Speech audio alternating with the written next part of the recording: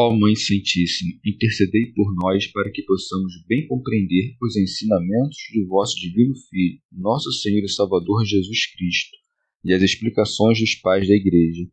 Ó Virgem Imaculada, ofereço-vos este trabalho e peço que abençoais aqueles que o ouvirem, e que seja para a maior honra e glória de Deus. Amém.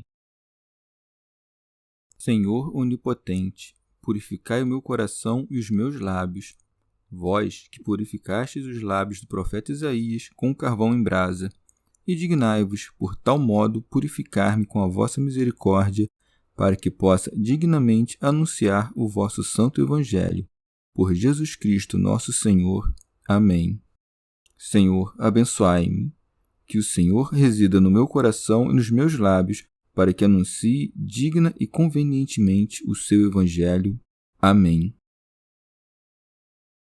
Evangelho de Nosso Senhor Jesus Cristo, segundo São Mateus. Perguntas sobre o divórcio. Alguns fariseus se aproximaram dele, querendo pô-lo à prova, e perguntaram: é lícito repudiar a própria mulher por qualquer motivo? Ele respondeu: não lestes que desde o princípio o Criador os fez homem e mulher? E que disse: por isso o homem deixará pai e mãe e se unirá à sua mulher, e os dois serão uma só carne? De modo que já não são dois, mas uma só carne. Portanto, o que Deus uniu, o homem não deve separar.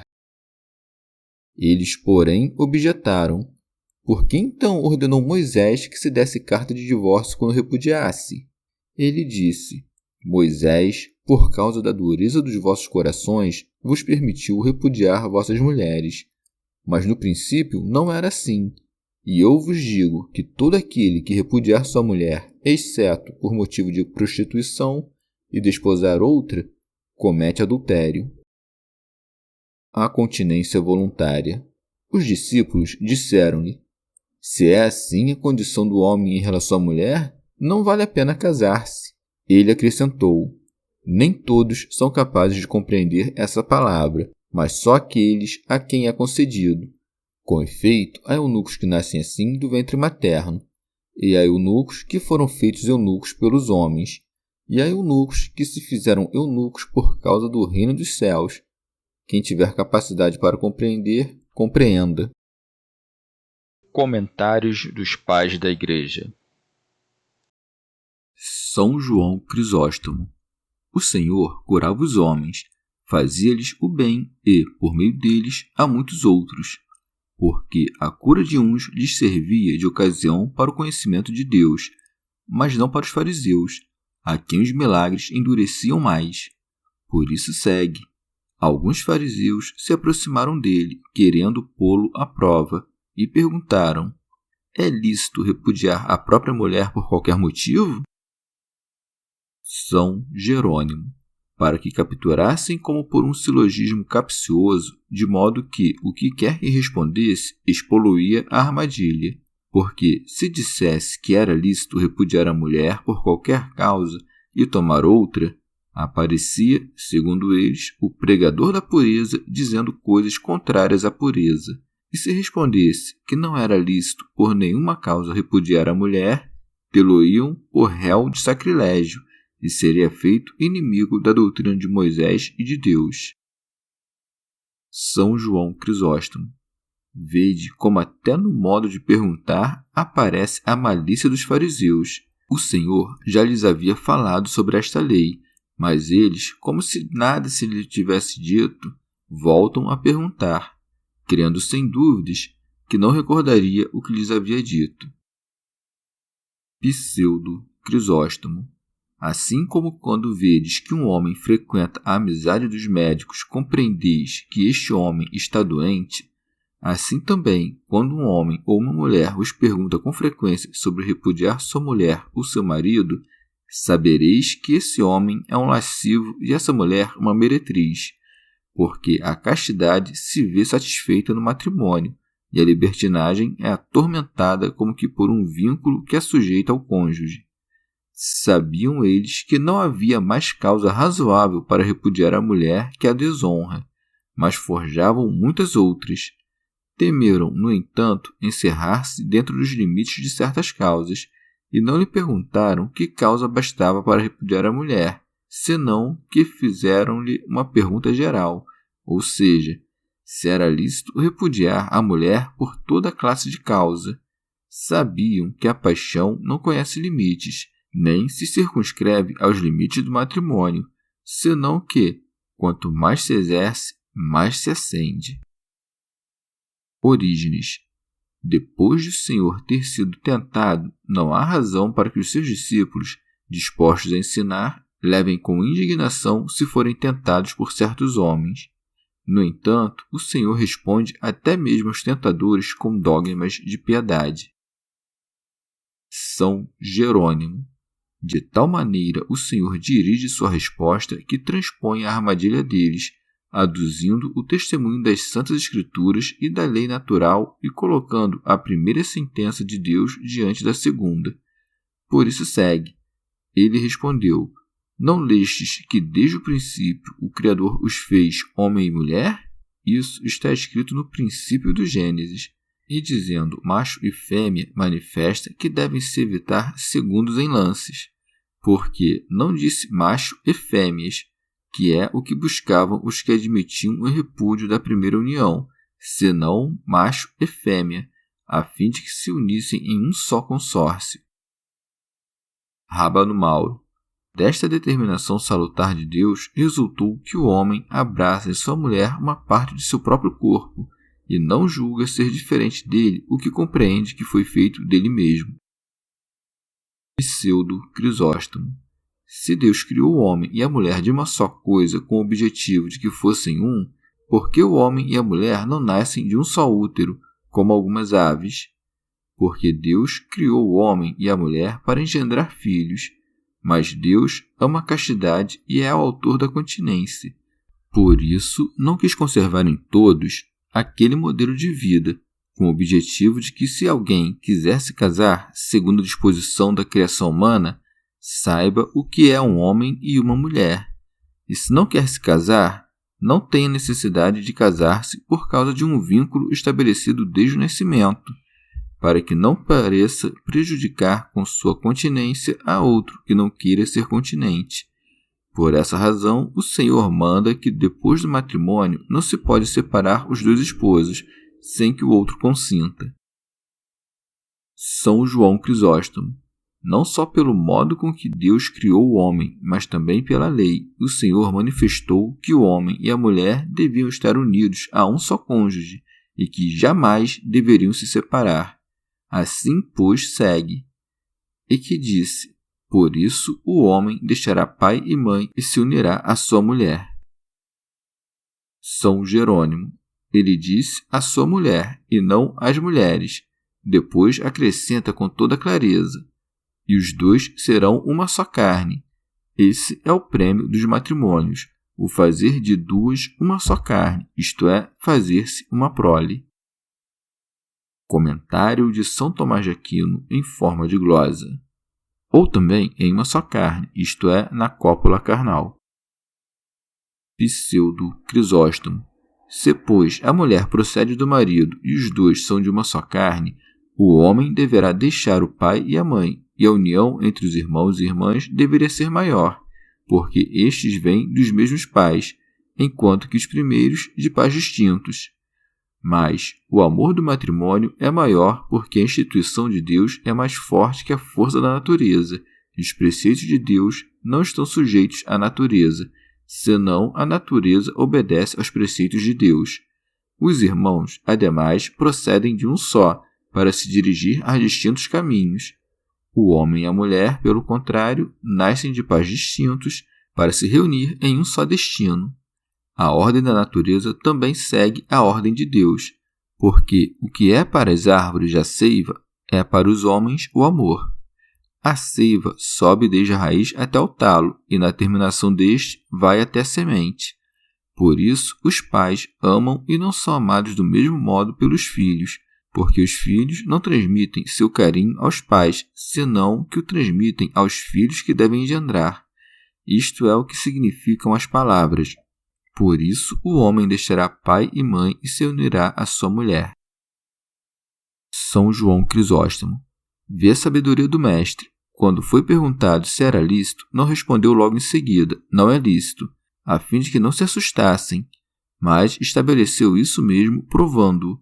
No princípio, o Criador fez o homem e a mulher e não os uniu simplesmente, senão que mandou que deixassem o pai e a mãe. E não disse simplesmente que se fosse o homem com sua esposa, mas que se unisse a ela, manifestando neste modo de falar a indivisibilidade. E acrescentou que se trata de uma união mais estreita, dizendo: e os dois serão uma só carne. Santo Agostinho. No entanto, como atesta a Escritura que estas palavras foram ditas pelo primeiro homem, é preciso entender o que diz o Senhor, que foram ditas por Deus, no sentido de que Adão, no êxtase que havia precedido, pôde dizê-las por inspiração e como profeta. Remígio de Auxerre. O apóstolo diz: grande mistério é este, eu o entendo em relação a Cristo e à Igreja. Porque nosso Senhor Jesus Cristo, quando desceu dos céus à terra, de algum modo se pode dizer que deixou o seu pai e abandonou sua mãe, isto é, a sinagoga, por causa de sua infidelidade, e que se uniu à sua esposa, ou seja, à Santa Igreja, e que são dois em uma só carne, isto é, Cristo e a Igreja em um só corpo. São João Crisóstomo. Depois que o Senhor citou as palavras e os feitos da antiga lei, ele mesmo, com autoridade, dá a interpretação dessas palavras e feitos e afirma sua lei dizendo: de modo que já não são dois, mas uma só carne. Assim como dos que se amam espiritualmente se diz que tem uma só alma, a multidão dos que criam tinha um só coração e uma só alma. Da mesma maneira se diz do esposo e da esposa que se amam carnalmente, que são uma só carne. E assim, como a coisa suja cortar a carne, também é iníquo separar-se da mulher. Santo Agostinho. Disse também que são uma só coisa, seja pela união, seja pela origem da mulher, que foi feita da costela do homem. São João Crisóstomo. Por fim, Deus também ordenou esta união, dizendo: portanto, o que Deus uniu, o homem não deve separar, mostrando nestas palavras que repudiar a mulher é um ato contrário à natureza e à lei. Contra a natureza, porque, desde logo, fica dividida uma só carne. Contra a lei, porque, mesmo tendo Deus feito a união e ordenado que não fosse separada, a esposa é repudiada. São Jerônimo. Deus os uniu fazendo do homem e da mulher uma só carne. Logo, o homem não pode separá-la, mas somente Deus. Porém, o homem faz a separação quando, por desejos para com outra mulher, repudia a primeira. E Deus faz a separação da união que havia estabelecido quando, por nosso consentimento e com o objetivo de servir a Deus, temos a nossa mulher como se não a tivéssemos. Santo Agostinho. Eis aqui os judeus, que julgavam estar agindo de acordo com a lei de Moisés quando repudiavam a mulher, refutados pelos livros de Moisés, segundo os quais a esposa não deveria ser repudiada. Também conhecemos pelo testemunho de Cristo que Deus fez o homem e a mulher e os uniu. Desta maneira, ficam condenados os maniqueus que, opondo-se ao Evangelho de Cristo, negam esta doutrina. Pseudo Crisóstomo. Esta interpretação da castidade é dura para os fornicadores, mas não podem responder nada contra a razão e, no entanto, não consentem em crer na verdade. Por isso, reúnem-se sob a proteção de Moisés, como homens que, para sustentar uma causa perdida, se amparam nos poderosos, para que, não podendo sair triunfantes pela justiça, vençam ao menos pela pessoa. Por isso segue. Eles, porém, objetaram: por que então ordenou Moisés que se desse carta de divórcio quando repudiasse? São Jerônimo. Evidenciam a calúnia que haviam preparado, embora o Senhor não lhes tenha manifestado seu próprio parecer, mas recordou a história antiga e os mandamentos de Deus. São João Crisóstomo. Se o Senhor fosse contrário ao Antigo Testamento, não teria combatido em favor de Moisés, nem demonstraria a concordância do Antigo Testamento com aquilo que ele diz. Mas a inefável sabedoria de Cristo os excusa em sua própria resposta. Ele disse: Moisés, por causa da dureza dos vossos corações, vos permitiu repudiar vossas mulheres. Desta maneira, salva a Moisés de toda a espécie de acusação e a faz recair toda sobre as suas cabeças. Santo Agostinho. Quanta dureza havia em seus corações quando não puderam ser convencidos pela imposição do libelo de repúdio, pelo qual estava aberto aos homens justos e prudentes em meio de discussões, a fim de que pudessem suavizar e vencer os ressentimentos que se opunham e receber ou renovar o amor conjugal. Por outro lado, com que velhacaria os maniqueus reprovam a Moisés a intenção de destruir o matrimônio pelo libelo de repúdio, e louvam a Cristo porque robustecia sua indissolubilidade.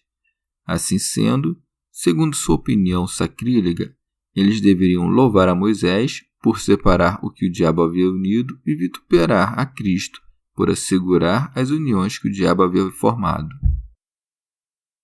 São João Crisóstomo.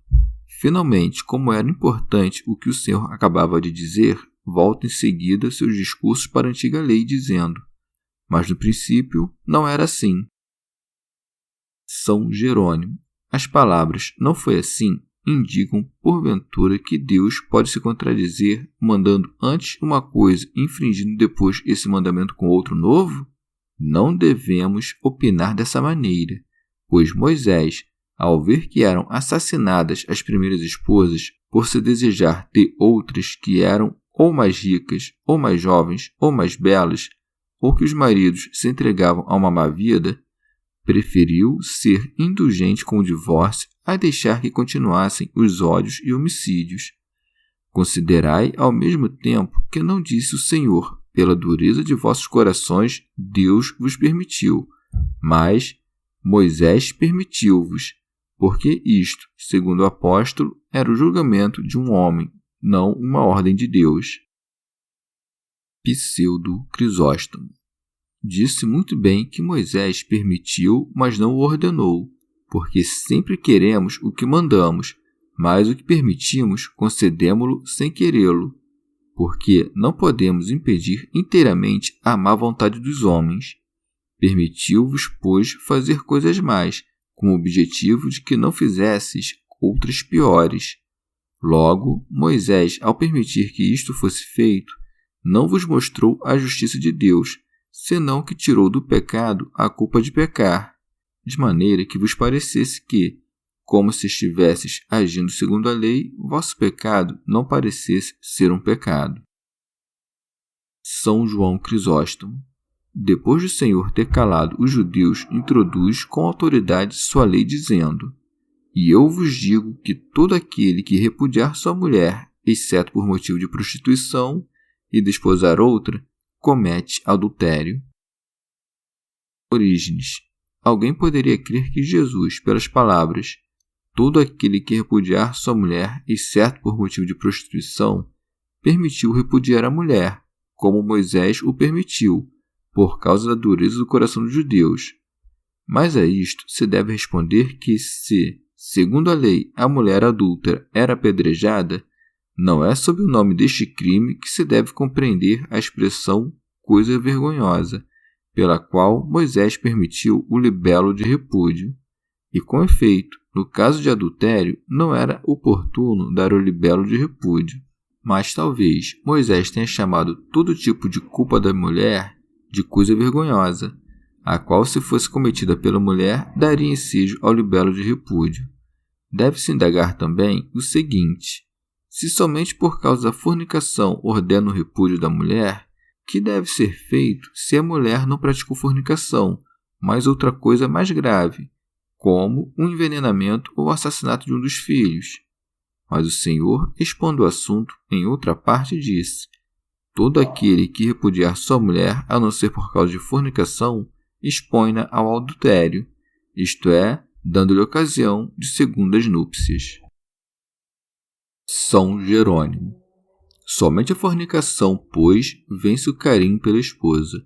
Quando ela dividir uma única carne e separar-se de seu marido pela fornicação, não deve ser retida, para que o homem também não fique sob a maldição de que fala a Escritura. O que possui uma adúltera é um estúpido e um ímpio.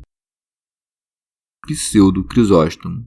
Assim como é cruel e iníquo aquele que repudia a mulher casta, também é insensato e iníquo aquele que possui uma meretriz, porque é um patrono da torpeza aquele que encobre o crime de sua mulher. Santo Agostinho. Por outro lado, não será coisa vergonhosa nem difícil, mesmo depois de consumado e purificado o adultério, a reconciliação do cônjuge, porque pelas chaves do reino dos céus não há dúvida de que se faz a remissão dos pecados. Não de modo que, depois do divórcio do marido, a adúltera seja reconduzida ao estado anterior, mas para que, depois da união com Cristo, não seja mais chamada de adúltera. Pseudo Crisóstomo. Todas as coisas se dissolvem pelas mesmas causas que lhes deram origem. O matrimônio, por seu turno, não é feito pelo ato sexual, mas pela vontade, e por isso não é a separação dos corpos que o dissolve, mas a separação da vontade.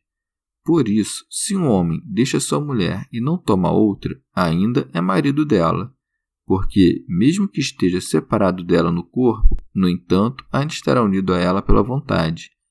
Logo, tomando a outra, repudia completamente a primeira.